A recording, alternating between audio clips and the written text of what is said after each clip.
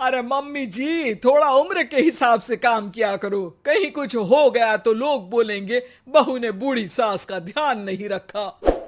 बहू, तुम भी थोड़ा कम और धीरे बोला करो। कहीं चिल्लाते हुए कभी कुछ हो गया तो वही लोग बोलेंगे 100 साल की सास भली चंगी बैठी है और बहू बेचारी चलती बनी। वैसे मम्मी जी, दादी बिल्कुल ठीक बोल रही हैं। हैं? क्या ठीक बोल रही है? वो जो कुछ भी बोले वो सास है, पर तुम क्यों बोल रही हो? बहू होकर सास से जुबान लड़ाओगी क्या? ऐसा बोलते हुए निर्मला को धसका उठ जाता है। कहा था ना, मत चिल्ला मत चिल्ला। तुझे बिना सास और बहू से जुबान लड़ाए बिना शांति नहीं मिलती। अरे माँ, दादी की बात सुन लिया करो, तुम्हारे भले के लिए बोलती है ना। अरे कोई भला नहीं, इन्हें बस मुझे परेशान और शो ऑफ करने का शौक है। हाँ। चल झूठी।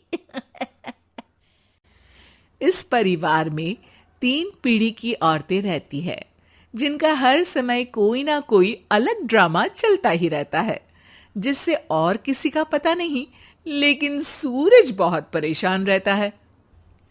माँ, पियाली और दादी, आप तीनों के पास एक दूसरे को सास बहू वाले ताने देने के अलावा कुछ काम हो या नहीं, पर मेरे पास जरूर है। इसीलिए पियाली, जरा लंच ले आओ, मुझे ऑफिस भी जाना होता है।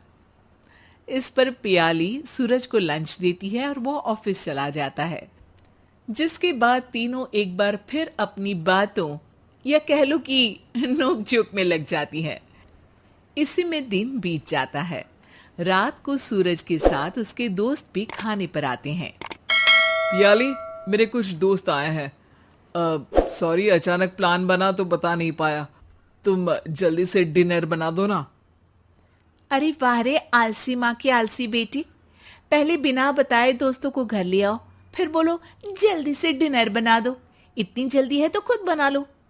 अरे माता, सब बाद में दिखा देना, अभी खाना बना दो ना प्लीज। ऐसा बोल के सूरज दोस्तों के पास जाकर बैठ जाता है और पियाली डिनर की टेंशन में अपनी सास के पास पहुंच जाती है, जो अपने कमरे में आराम कर रही होती है। मम्मी, सूरज अचानक दोस्तों को घर ले आए हैं, क्या करूं अब?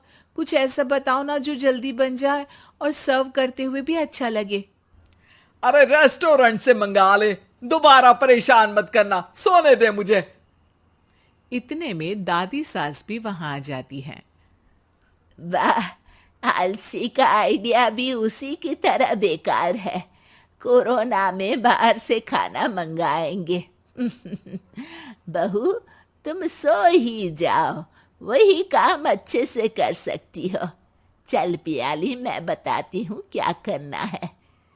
इस पर दादी सास पियाली के साथ मिलकर सारे मेहमानों के लिए खाना बनाती है, जिससे उन्हें ज्यादा मेहनत भी नहीं करनी पड़ती और सबका पेट भी भर जाता है।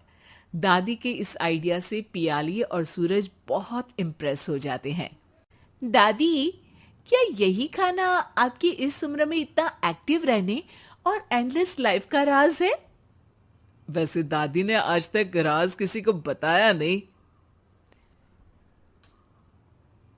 इन्होंने ससुर जी तक को नहीं बताया, तभी तो वो ऊपर पहुंच गए और ये अभी तक यहीं है। तेरी सास मेरे ऊपर पहुंचने का ही इंतजार कर रही है, पर इस आलसी का ये सपना पूरा नहीं होने वाला। क्यों जी, अमर होने का वरदान लेकर आई हो क्या? अमर का पता नहीं, पर लगता है तुझसे लंबा जरूर जी लूंगी। इससे पहले कि दोनों सास बहू में कोई बहस शुरू होती, पियाली बीच में बोल पड़ती है। ठीक है, आप दोनों लड़ क्यों रही हैं? हम तो चाहते हैं कि आप दोनों हमारे साथ हमेशा रहें।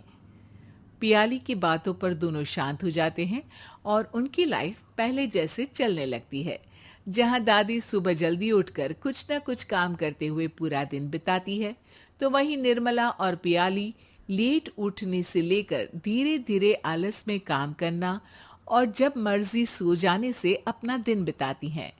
एक दिन निर्मला की सहेली उनके घर आती है। अरे क्यों रे निर्मला, कैसे चल रही है जिंदगी? सब बढ़िया, बस ये बुढ़िया ऊपर जाए तो ज्यादा अच्छा होगा। अरे ऐसा क्यों बोलती हो? तुम्हें तो उनसे सीखना चाहिए, वो बहुत फुर्तीली हैं।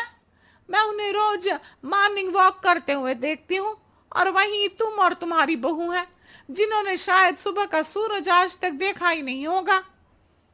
सहेली की बात सुनते ही निर्मला भड़क कर चिल्लाते हुए पियाली और अपनी सास को वहां बुलाती है, जिनके साथ सूरज भी वहां आ जाता है और ये सब देख सहेली वहां से चली जाती है। अरे सासू माँ, आपको हमसे क्या दिक्कत है? अब तो मेरी सहेलियां भी आपकी वजह से मुझे ताने देने लगी है। मम्मी जी, कुछ तो लोग कहेंगे, लोगों का काम है कहना, आप इग्नोर करो ना। अच्छा वैसे महारानी, वो तुम्हें भी वही सब बोल रही थी? है? मैंने क्या किया? अरे किलस क्यों रही हो? अब तो समझो और अपना लाइफस्टाइल सुधारो। ओ मोरी मैया, अब हमारा लाइफस्टाइल भी खराब हो गया क्या? आपका तो हाई फाई है ना, बस उतना ही ठीक है। तुम लोग हमेशा पूछते हो ना कि मेरी इस उम्र और अभी भी इतने एक्टिव रहने का राज क्या है, तो वो ये लाइफ स्टाइल ही है जिसे हाई फाई नहीं पर सिंपल कहते हैं। दादी, अब कहना क्या चाहती हो? यही कि मैंने अपनी जिंदगी में बहुत किताबें पढ़ी हैं, जिनमें एक किताब से मुझे ये समझ में आया कि हम कितने गलत तरीके से जिंदगी जीते हैं। उसी के बाद मैंने एक अच्छे जीवन के लिए इकिगाई रूल अपनाया, जिसका मकसद तो सिर्फ अच्छा जीवन जीना था। इतना लंबा कैसे जी गई मुझे खुद अचंभा होता है। ओह, तो मतलब आप मुझे परेशान नहीं करती थी? वो तो आप करती हैं। वैसे ये इकिगाई क्या है? थोड़ी रिसर्च खुद भी कर लो आलसियों, सब मैं ही बता दूं क्या?